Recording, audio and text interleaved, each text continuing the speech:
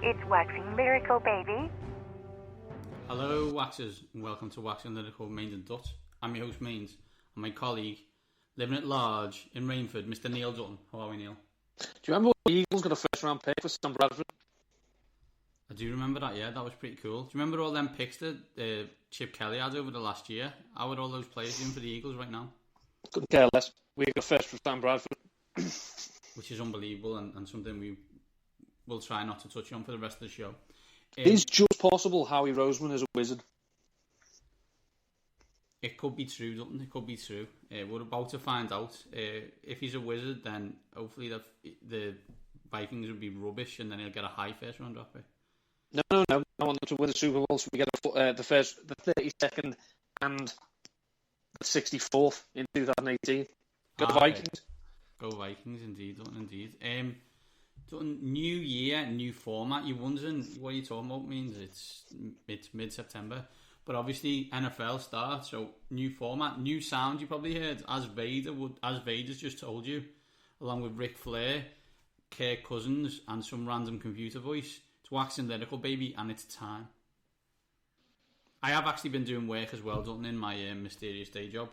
But I was also creating new sounds and new drops. There's more to come, people. There's more to come. You'll love them. Someone's been busy. The irony of being told I'm busy from Dutton is unbelievable. So, new year, new format. Heavy focus on fantasy this year. We're going to discuss 3 games a week.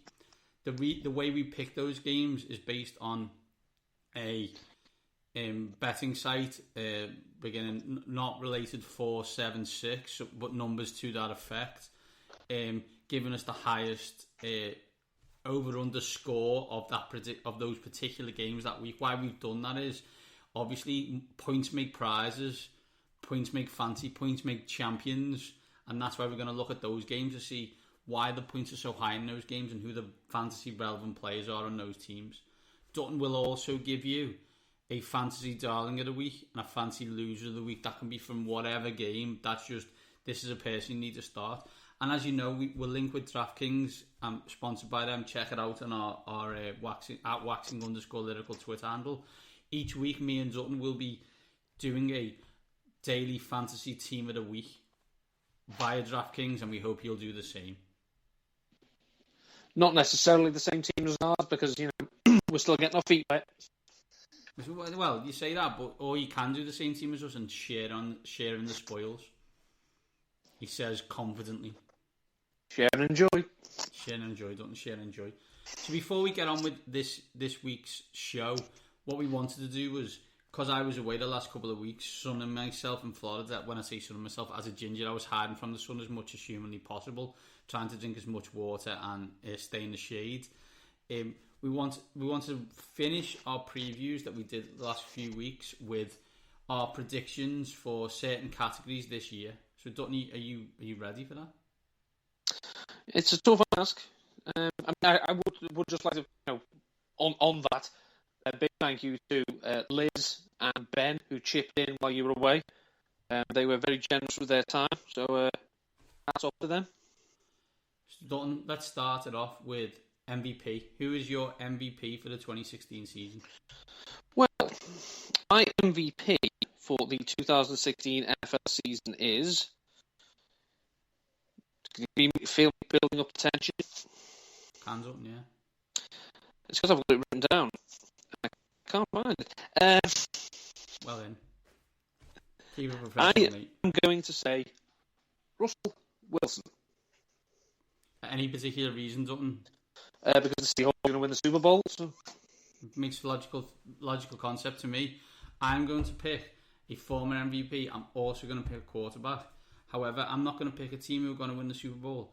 I am going to pick Aaron Rodgers from the Green Bay Packers. Mainly due to the fact I think he's now got an offense and he may be better this year.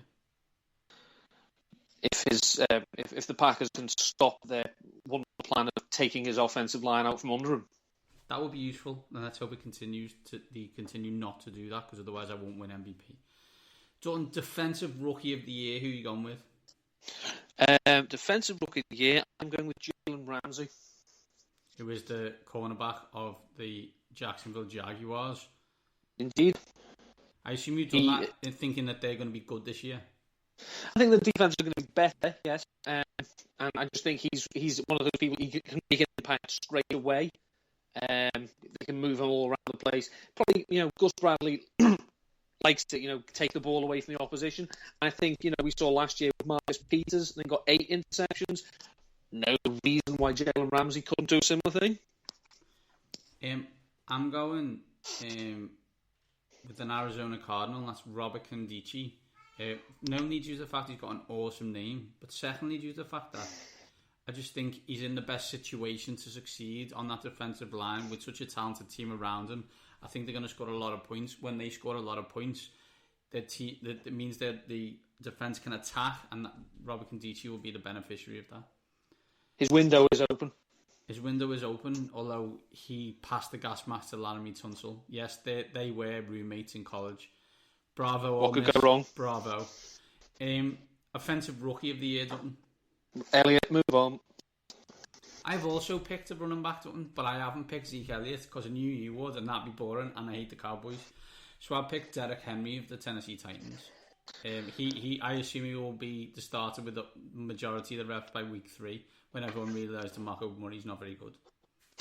And we also realised that the Titans aren't very good and don't deserve any respect or consideration. The anti Chris Wessling approach from Neil Dutton there. Coach of the Year, Dutton. Coach of the Year, excuse me, Pistol Pete. Pistol Pete. Obviously, they're going to win the Super Bowl, so you're going with them. I've gone a bit left field on this. I've picked the coach of the AFC South winning Jacksonville Jaguars, Mr. Gus Bradley, as my coach of the year. As my God, go 10-6. You've drawn pedo the Kool-Aid. You've just been drinking it. I have, yeah. I was close to picking Tampa Bay's head coach, but couldn't remember his name. Who is the NFC Championship game between many weeks from now? NFC Championship game will be between the Seattle Seahawks, obviously. I may have alluded to that. And it will be a divisional rematch with the Arizona Cardinals. And will that be in Seattle or in Arizona? Sorry, Seattle. Okay, so I have gone for Seattle probably losing to Green Bay, and in the divisional round, and the championship game will be between the Packers and the Cardinals. AFC Championship game, done. It will be in Foxborough, Massachusetts. It will be the New England Patriots against the Kansas City Chiefs. Wow. Dutton, what's it feel like to embrace Andy Reid once more? Not fully, because you probably can't get your arms all the way around him, but what's it like to be back on the Andy Reid bandwagon? I've been off it. Okay, if only we videoed stuff like we do now, that would not be true. The AFC Championship game is not in New England. The AFC Championship game is in an AFC North venue, done. The AFC Championship game is in Cincinnati. Do you remember we were going to do a podcast drunk? Yeah, well, here it is.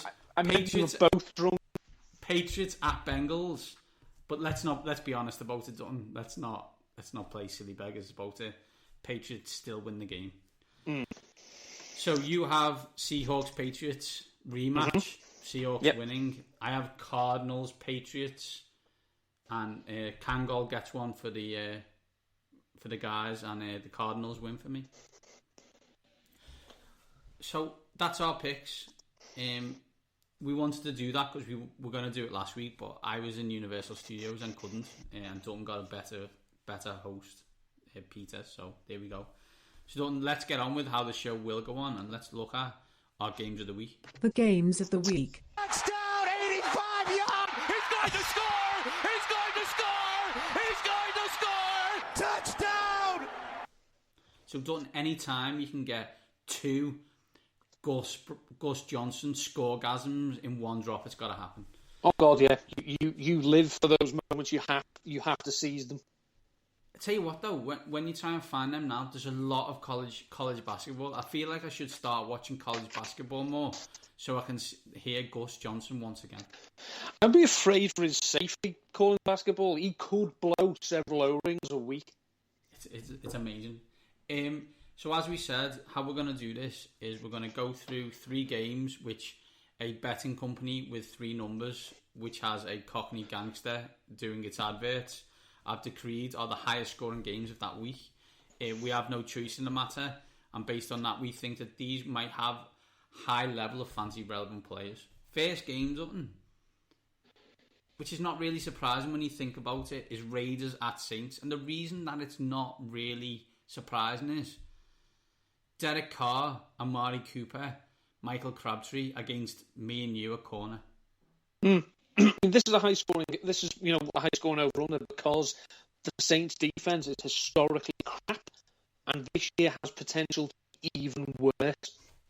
Let's just think about that. This has been a historically bad pass defense, and it could be worse. So I agree with you, but is there a Cowboys 2 years ago? Is there a possibility of a Cowboys 2 years ago feel about the Saints? As in, their defence was garbage, but then again, they had an excellent defensive coordinator. Who's the defensive coordinator at the Saints now, Dutton? The offensive coordinator? Defensive coordinator at the Saints. Oh, Dennis Allen. Exactly. Not really going to inspire a lot of things.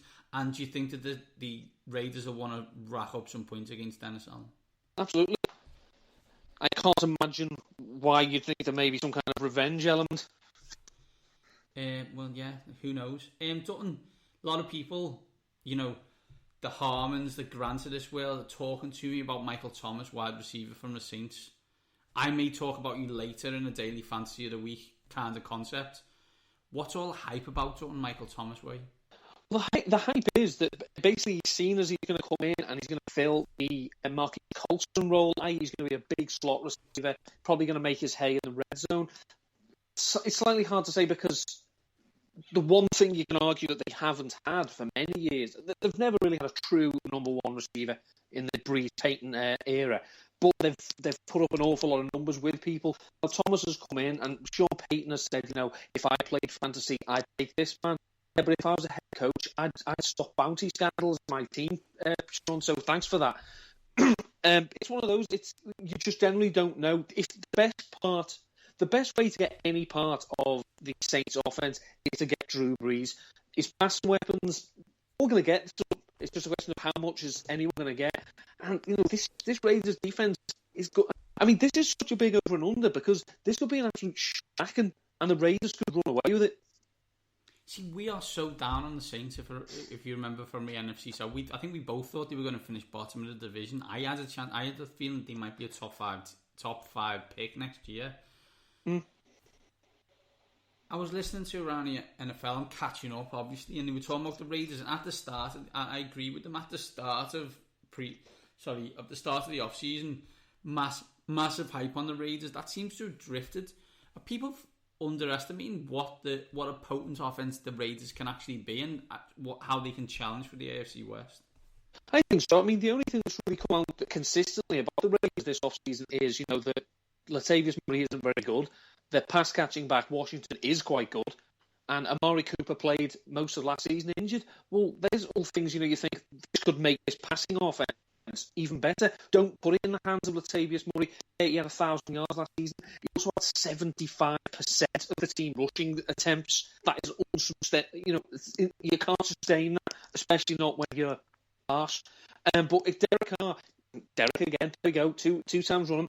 Amari Cooper could get, show, flashes of how good he can be. I don't think he's ever going to be, a Calvin Johnson or Larry Fitz in his prime, but I think he's a bloody good receiver, and he could be, he could flirt with 7 to 10 touchdowns. Michael Crabtree is I think a potential little bargain, because if your second receiver is on Michael Crabtree and your first cornerback is already crap and your second cornerback is on Michael Crabtree, he's going to do quite well.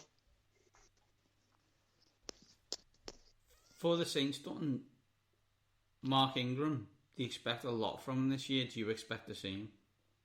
Well, it's hard to say. I mean, They're a different animal at home, the Saints. We know this. But you're talking about the Dallas model. Well, they basically decided they were going to shorten the game and they were like, keep away and basically feed a running back. Do you honestly expect Sean Payton to give up most of this play calling and put it in the hands of Mark Ingram? Can you see it happen? I don't know. No, I can't see it happening. No, I mean, the ball. If they do that, they'll basically turn around and say, "No, Drew, we're not going to give you $100 million over 4 years. We're just going to trust the running back." And they're not going to do that because we're not going to give Drew Brees 4 years, $100 million anyway. No, but if there's one franchise that would, it's the New Orleans Saints. I think Ingram will put up numbers. I don't think he's going to be particularly fancy relevant this week because I don't think he catch passes. He's a very good receiver at the backfield, but he's not the passing down back. That's going to go to CJ Spiller, who's going to continue his ongoing quest to annoy the crap out of fantasy owners. So that's the first game. Raiders at Saints. A lot of fancy value. A lot of people to go and pick. Next game, Dutton, surprises me in terms of its fantasy value, but maybe not. And that's Lions at Colts. That's right. The top 3 games is one of the top 3 point scoring games from the UK betting site is Lions at Colts. My question, Dutton, is a lot of people will think with Megatron gone, there isn't any fancy value on the Lions. But that isn't true, obviously, given the fact they expect to score a lot of points. Who should we be looking at from the Lions? Well, the Lions, obviously, last year, when from the beginning of the time of Kuta, they basically went into a quick release, short passing game offense. They get the ball out of Stafford's hand quickly. And for that, Calvin Johnson was quite effective, but you don't need him to run that type of offense. You're going to quick hit to Golden Tate, Marvin Jones. It's interesting, they've only kept 4 wide receivers on their roster. One of them, obviously, is, the aging Anquan Bolden. But even he, we're in the slot, little dump-offs. There's going to be a lot of volume. This way, both these teams, running backs need not apply unless you're going to catch the ball. Neither of these teams can run the ball particularly well. And Detroit obviously had an embarrassment almost of riches. They've got 3 distinct running backs for 3 different situations. They've got Amir Abdullah, who's going to, he's going to carry the load between the 20s. They've got Theo Riddick, who's going to be the pass catching back. But then once they get inside the red zone, they're going to go to double Z Zach Banner. So this is one of those things that Amir Abdullah, unless you think he's going to get an awful lot of carries, there's not really much upside, even against a defense as trash as the Colts. Because unless he takes touchdowns in from 50, 60 yards out, he's not going to get the chance to. But Golden Tate could easily see double-digit targets. Marvin Jones is a red zone threat. It's one of those, it really is pick your poison. Do you want the touchdown upside of Jones, or do you want the loads and loads of receptions of Tate? Is it me, Dutton? The Colts were gash last year, and they were definitely fantasy rubbish. Does Andrew Luck fix the Colts' fantasy issues, if not the actual issues of the team itself? Well, if Andrew looks fit, they have to put the ball in his hands an awful lot because they're going to be playing from behind because the defense is trash. So forget me. Do you know what? They have not had 1,000-yard receiver since I want to say 2007, something like that. They've had 500-yard rushing games since 2009. None since 2012. That's hard to do, by the way, for people who are just listening. That's 500-yard games since 2009 and none since 2012. That is almost impossible to do. Yeah, all a running back has to do is break one for a big 60-yard run. He only needs to pick up 40 yards the rest of the game, but they haven't even managed that. So he's going to have to pass an awful lot. The problem he's got in this game is the Detroit secondary is sneaky good. I mean, Darius Slay got paid off, so he's going to take away your number one. So that's probably T.Y. Hilton. Then Dante Moncrief, who played better with Luck in the lineup last year than he did without him. A lot of people are expecting big things from Philip Dorsett. I remain unconvinced. So, Dwayne Allen is always going to be good for the red zone because the linebackers of Detroit aren't a particular strength of the mind. They let Stephen Tuck go. So it's one of those. Andrew Luck is going to put up fantasy numbers because he's going to have to, or this team's going 0-16. Bogano and Grigson are going out together. You said they've got no running backs. I assume it's still Frank Gore. Who's after Frank Gore? Well, after Frank Gore, there's Jordan Todman, formerly of the Jaguars and I believe the Steelers, and also there's Bobby Turbin. Now, Turbin's been turfed out of Seattle. He's been turfed out of the Cowboys. He's a good, solid back, but he's not going to wow you. I mean, you know what? They drafted, last count, 16 running backs since drafted Turbin.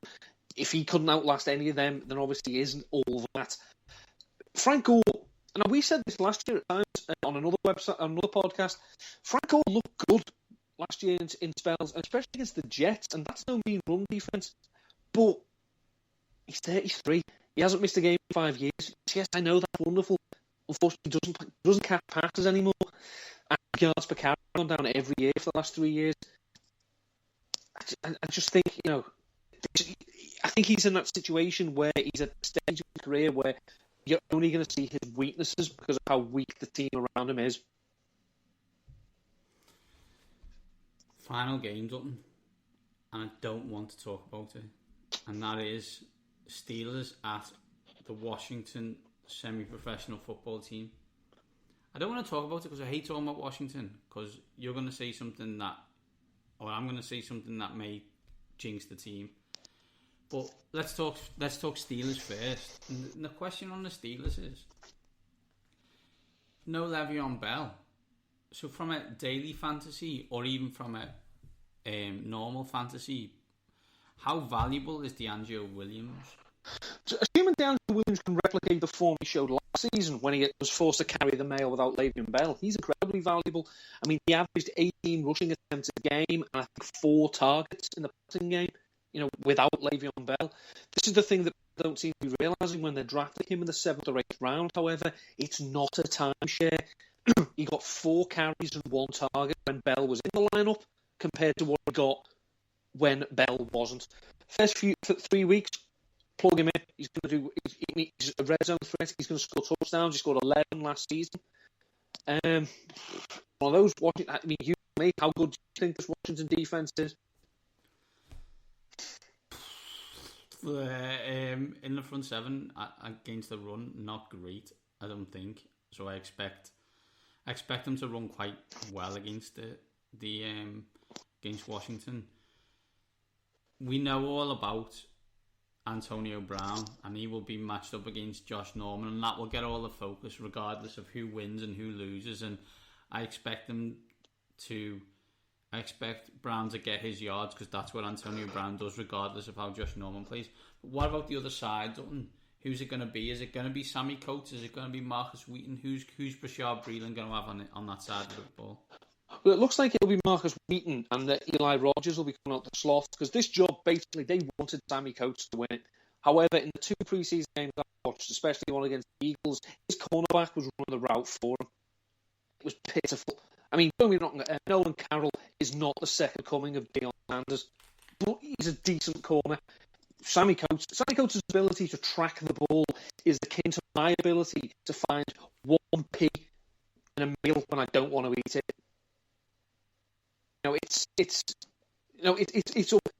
His ball tracking skills are pathetic. There's, my ability to find, I said akin, I mean the complete opposite. I can find that P even if you hide it in amongst loads and loads of sauce. He would literally, it's that thing, if you say to someone, keep an eye on the oven for me, and they sit and watch it catch fire, but they kept their eye on it. Keep your eye, watch the ball, Sammy. They've intercepted it. Yeah, you can put your hands up, dickhead. He's terrible. I'm really sorry, he is not very good. But Eli Rogers came in and set the world on fire in the pre-season, but was better than Coates. Marcus Wheaton, we know what we're going to get, not an awful lot. So, everyone talks about how historically good this offense could be. I said when we did the preview, I had questions because outside of Bell, who, let's be fair, hasn't played for a while. Antonio Brown, as we know, is going to be a target monster. Jesse James, really? I'm not a big fan anyway. I thought, after Domino, she went off the boil. But I'm swearing it's something for the people who can't see the video. Yeah, Ladarius Green was a risk when they signed him. It doesn't look like it's going to pay off for anyone. I have serious questions about the Steelers, but against this team, I can see certainly. Antonio Brown's going to get his. Washington are not good enough to stop Antonio Brown. I don't think anyone is, but we certainly aren't. Washington. Well, Washington. Does the whole of the fancy relevance of this team lay at the feet of Kirk Cousins? Oh God, yeah. The Steelers can stop the run. Washington can't run. That running back.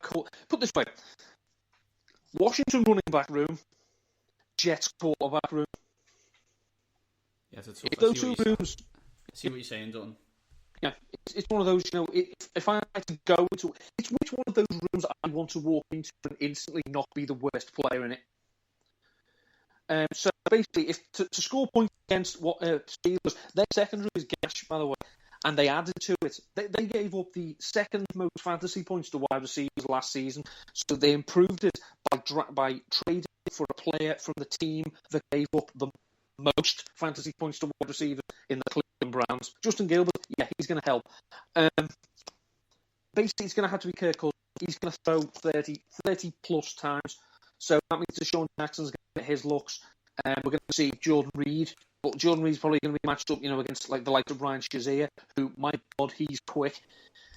Pierre Garçon could be a sneaky little play. I mean, I'm not the biggest fan of Garçon. I don't even think he should be on this roster, setting off the salaries on. But as a secondary option, someone might work the intermediaries, let Jordan Reed focus on his, let Deshaun Jackson run deep. Garçon might get you things, but basically, as I say, the best part of this offense to own is probably Kirk Cousins. So, Dalton, there's 3 games. We're talking Raiders, Saints, Lions, Colts, Steelers, Washington. You're doing daily fantasy. If you're going to pick one of those games where you're going to take the most players from, which one would you go for? I think, personally, it's the first game, because I generally think you can get as many pieces in that game as possible, especially if they wear Raiders colours. Derek Carr, happily. The 2 wide receivers, great. Clive Walford, fantastic. Take your pick. The Saints, we know Drew Brees is going to be productive. Kobe Fleener is supposed to be wonderful. We know the tight end spot in New Orleans is very fertile ground in fantasy. There's just a worry that this week it might be Josh Hill and not Kobe Fleener, which would be a worry because of how much money they gave Fleener. But yeah, that's the game for me. That's the one I would look at and think I need players from this in my daily line. That's our three games that we're going to review this week based on the high score values on an English betting website with 3 numbers where a Cockney gangster does the adverts. So we're going to look now at it for the overall. Dutton's going to give us a fancy darling and a fancy loser. So first of all, Dutton, let's choose your fancy darling. Hello, darling. Yes, that is a kind of weird woman saying that. Neil, who is your week 1 fantasy darling? It might sound a bit strange considering the Cincinnati Bengals don't give up an awful lot of points to running backs, and he is ostensibly in a timeshare. But I really like Bilal Powell this week. He got the same contract as Matt Forte. They're going to use him. He got at least 5 receptions in 5 of his last 6 games last year. They use him. Matt Forte does not get used in the red zone. He didn't in Chicago. He's not going to in New York. Powell does get used in the red zone. The Bengals gave up 5 receiving touchdowns to running backs last season. That is tied for 5th in the league. Powell, especially as a cheap DFS option, I really like, especially in like a running back 3 flex position. I like it. Bilal Powell was expecting someone else. I like that a lot. Bilal Powell for the Jets against the Bengals. Dutton, who is your fancy loser?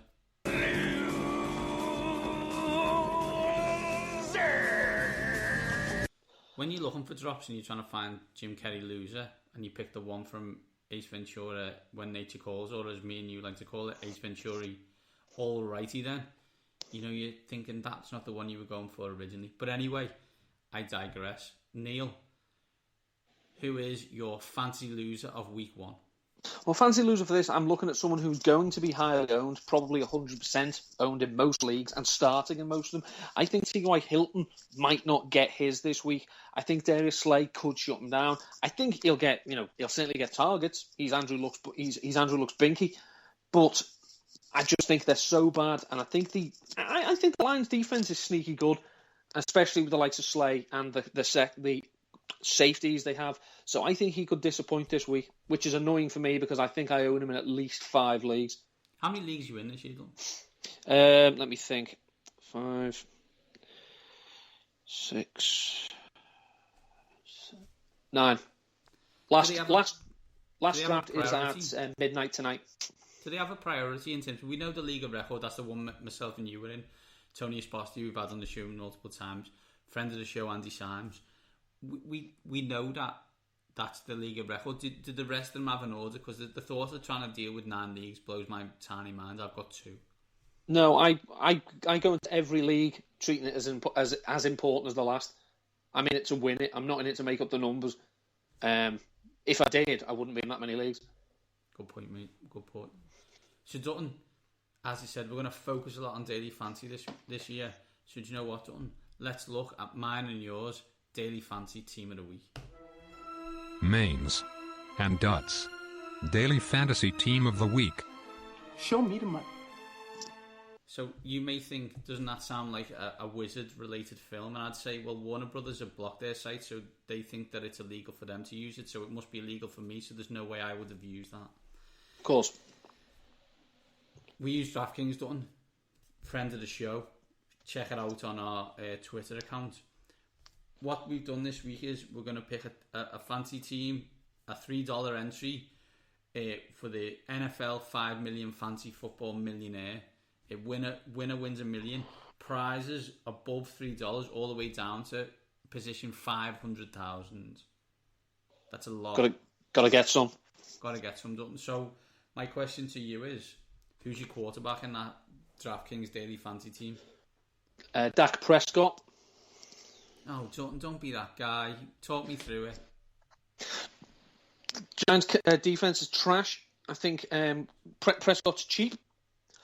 And without waiting to ruin it and go forward, I've got him linked up with Jason Witten at tight end because every rookie quarterback's best friend should be his tight end.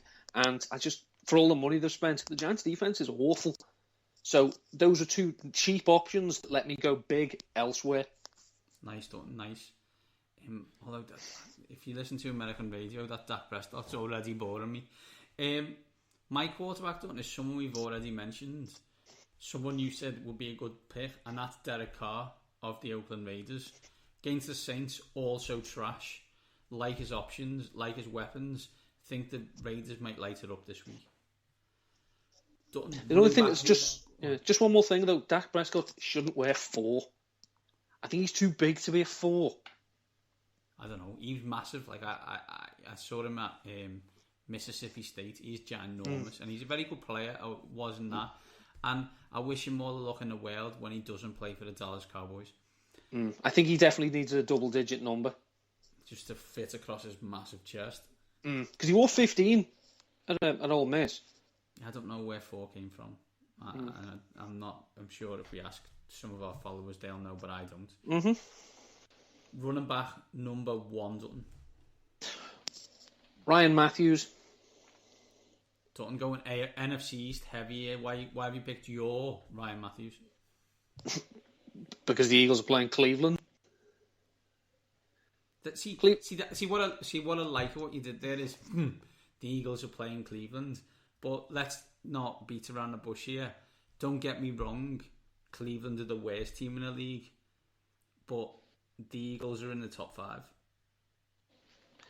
I don't think the Eagles will be very good this year, but I can certainly think of at least 5 teams that are worse. Well, this is a good game. Let's do it. Go for it. San Francisco 49ers. Well, okay. Congratulations. You picked the worst 2 teams in the league so far. Yeah. Tennessee Titans. I disagree. The Baltimore Ravens. I disagree. The San Diego Chargers. I quite liked San Diego, but that's because I like Phillip Rivers. You haven't picked it. At the moment, they've got better quarterbacks. They haven't got better defences, though. They haven't got better defences. That's very true, Dalton. That is very true. And You still that's got another one little. more. You still got That's another little hint. Where's the Eagles? The New York Giants. Okay, The New Orleans Saints. I'll give you the Saints. But what you've done there, what I understand you've done there, you picked at least teams with at least 2, if not 3, Hall of Fame quarterbacks, and you're saying your team's better than them. I'm just saying. Ryan Matthews.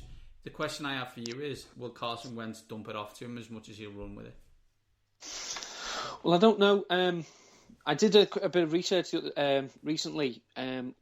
Running quarterbacks. So quarterbacks with the 10 most rushing yards since the year 2010. Historically, their running back only gets about 20 catches a year. The one big anomaly was Michael Vick in 2010 with the Eagles. LaShawn McCoy had 70 receptions. No one else, I think, came close.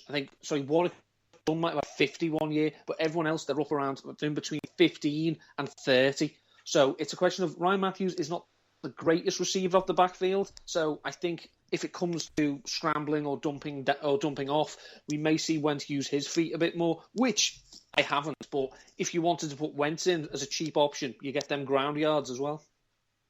Can we talk about how Carson Wentz found out he was the starter in the NFL as he was duck hunting in the middle of a field? Is he think he's in Duck Dynasty?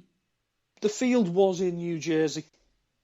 Is that true? It's not like it's true. He wasn't in North Dakota or whatever. He was in New Jersey. Okay, well I'll possibly let him off. But he did say as well in the same interview, he admitted it, that he only hit one, of which Jimmy Kempski said, "Nah, inaccurate." Running back one for me, Dutton, is Devontae Freeman of the Atlanta Falcons.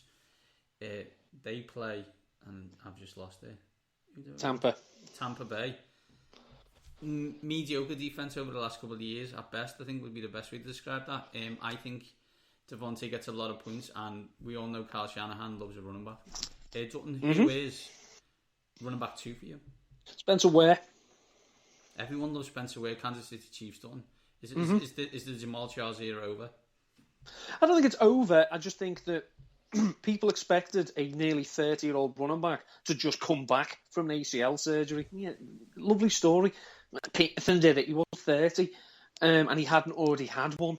So I think the Chiefs are being very calm and very clever with how they're playing Charles. They're not rushing him back. They want him to be here for the rest of the season and beyond. I mean, he's still got some years left in him.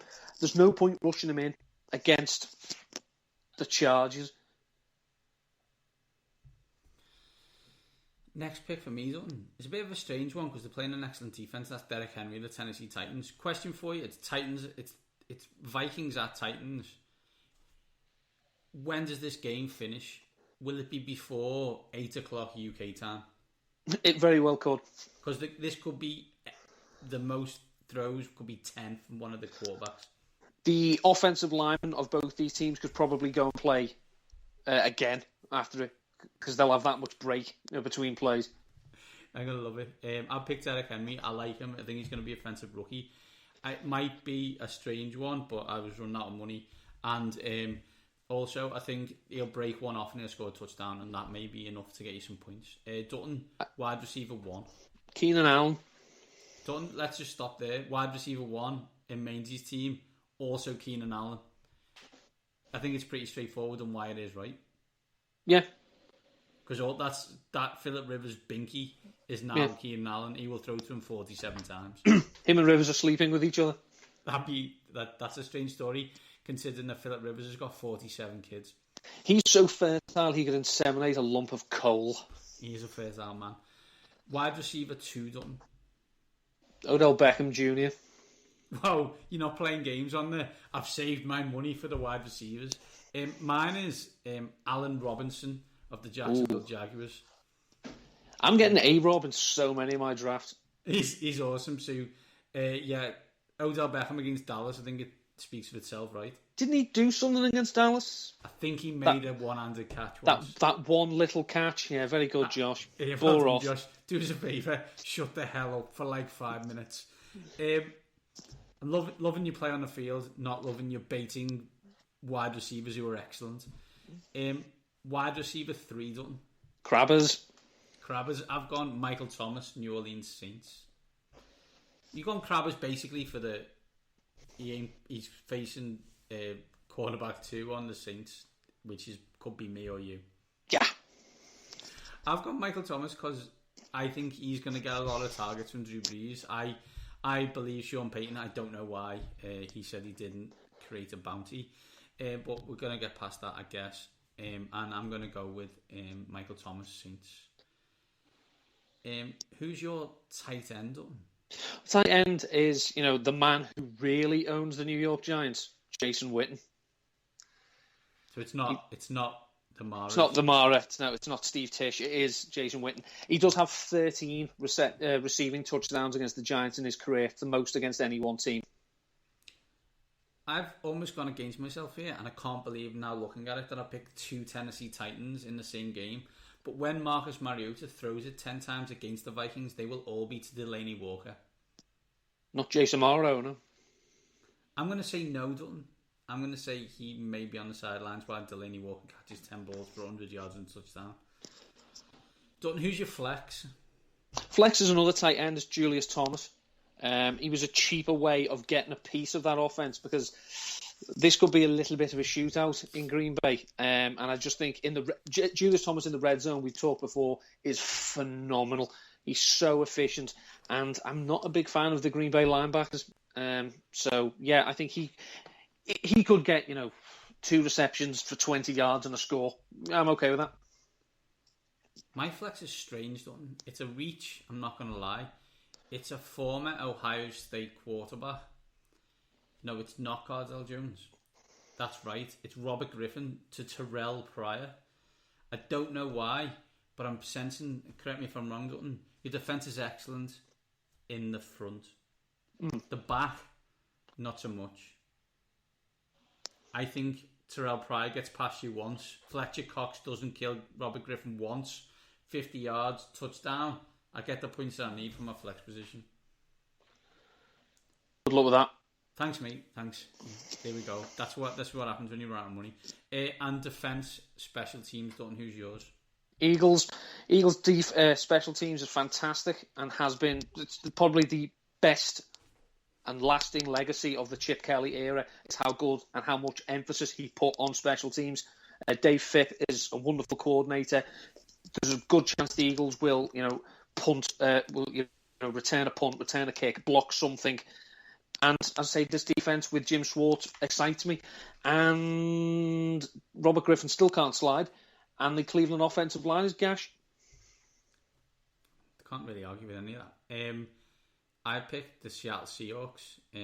I fancy a Tyler Lockett 100 yards kickoff return. I expect multiple interceptions by Ryan Tannehill. And when he's not, and when he's throwing at Richard Sherman, because, they're not scared of him. Bravo. Well done. Congratulations. Richard Sherman's just lit a blunt and laughed at your face. Allegedly. Well, he's in Seattle. That's allowed. Washington, in the state of Washington, it's legal. So I'm going with the Seattle Seahawks, Dutton. So quickly, Dutton, run through your team for me. My team is, the man, the myth, the legend, Mr. Dak Prescott, Ryan Matthews, Spencer Ware, Keenan Allen, Odell Beckham, Michael Crabtree, Jason Witten, Julius Thomas, and Dem Eagles. I've got Derek Carr, Devontae Freeman, Derek Henry, Keenan Allen, Allen Robinson, Michael Thomas, Delaney Walker, Terrell Pryor, and the Legion of Boom. Dutton, that's been our first week 1 show of the new Wax and Lyrical new format. What do you think? To go okay? I think we're okay. I think just before we do move on, we need to stress to people, if you like it, rate us, leave us a comment, but also we need to express our congratulations to the 5 live commentator of the NFL this year, Mr. Charles Dagnall. Daggers, congratulations, mate. Really appreciate it, and we hope to have you on soon, and we hope to be commentating on BBC soon, and we expect it to happen. Dutton, this has been Wax and Lyrical Week 1. Get used to it.